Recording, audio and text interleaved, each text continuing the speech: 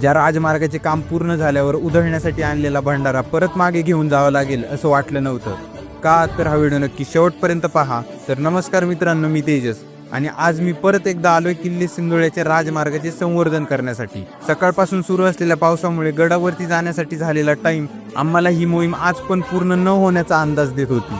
वरती पोहोचल्यावर सर्वांनी लगेच केलेली कामाला सुरुवात पाहून मला असं प्रत्येकामध्ये वाटत होतं की बऱ्याच दिवसांची आतुरता ही काम पूर्ण करण्यासाठी त्यांच्या रक्तामध्ये सळसळत होती. मागे मिळालेल्या वस्तूंप्रमाणे आजही या राजमार्गामध्ये त्या काळी पिण्यासाठी असलेल्या मातीच्या भांड्याचे अवशेष म्हणजेच सुरई आणि दळण दळण्यासाठी असलेले जाते मिळाले. मात्र एवढ्या सगळ्या गोष्टींना काळजीपूर्वक काढण्याच्या प्रयत्नामध्ये हे काम अर्धवट राहणार हे प्रत्येकाला समजले.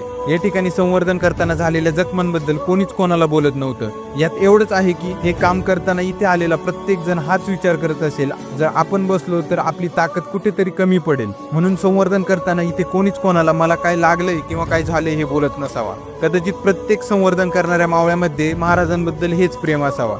शक्य होईल तितके काम पूर्ण केल्यावर गडावरून खाली उतरताना आलेल्या पावसाने मात्र सगळ्या मोहिमेचा थकवा दूर केला.